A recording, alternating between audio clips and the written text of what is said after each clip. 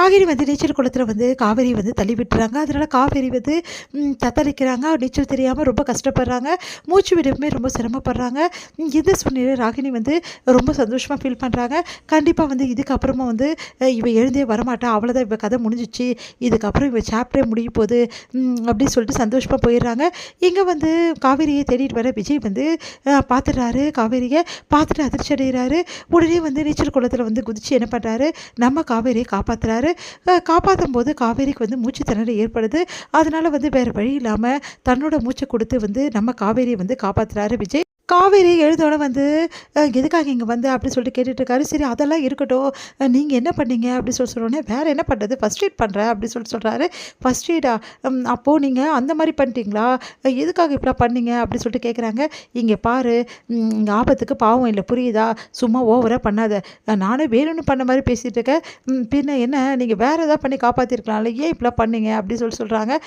வேறு வழி இல்லாமல் தான் பண்ணேன், மற்றபடி எனக்கு நான் ஆசையாக பண்ணேன் அப்படின்னு சொல்கிறாரு. நீங்கள் இப்படி பண்ணிட்டீங்களே, நான் என்ன பண்ணுறதுன்னு தெரியலையே அப்படின்னு சொல்கிறாங்க. சரி ஓவராக பண்ணாத, தாத்தா வராரு அப்படின்னோடனே என்னாச்சுப்பான்னு சொல்லிட்டு எல்லாருமே கேட்குறாங்க. அப்போ வந்து நடந்த விஷயத்தெல்லாம் சொன்னோன்னே, இந்த மாதிரி எப்படி நடக்க முடியும், இங்கே என்ன மேனேஜ்மெண்ட் வந்து நடத்துகிறாங்க, இங்கே ஹோட்டல் என்ன நடத்துகிறாங்க அப்படின்னு சொல்லிட்டு தாத்தா வந்து டென்ஷன் ஆகிறாரு. உடனே ஹோட்டல்காரங்களாம் கூப்பிட்டு கேட்குறாங்க. அப்போ வந்து இல்லைங்க, இந்த மாதிரி சிசிடிவி ஃபுட்டேஜ் ஒர்க் ஆகலை, யார் இப்படி பண்ணான்னு தெரியலங்க, நாங்கள் விசாரிக்கிறோம், கண்டிப்பாக நீங்கள் எதுவும் பிரச்சனை பண்ணாதீங்க அப்படின்னு சொல்லிட்டு மாதிரி சொல்கிறாங்க. அது எப்படி, எங்கள் வீட்டு மருமகளுக்கு இந்த மாதிரி ஆயிருக்கு, நான் விடவே மாட்டேன் அப்படின்னு சொல்லிட்டு தாத்தாங்க எல்லாமே சொல்லிட்டு இருக்காங்க.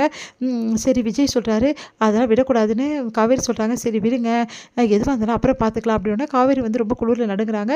விஜய் வந்து தான் வச்சிருக்க வந்து அந்த மேலே போடுற அந்த ஜாக்கெட் வந்து நம்ம காவேரிக்கு போற்றி கூட்டிகிட்டு போகிறாரு. சரிடா பத்திரமா கூட்டிகிட்டு போடா அப்படின்னு சொன்னோன்னா சரின்னு சொல்லிட்டு உள்ளே கூட்டிகிட்டு போகிறாரு. கைகள்லாம் தேய்ச்சி விட்டாரு. உடனே வந்து காவேரியோட மனசு ஃபுல்லாகவே வந்து விஜய் வந்து அப்படியே நினச்சிட்டே இருக்காங்க. விஜயை பார்க்குறாங்க.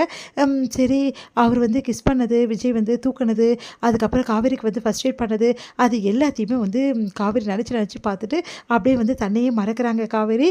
அடுத்து வந்து கௌதம் என்ன பண்ணுறாரு, போயிட்டு வந்து என்ன பண்ணுறாரு, கேம்ஸ் நடத்துகிற அந்த இன்சார்ஜ் கிட்ட போய்ட்டு கேட்குறாரு.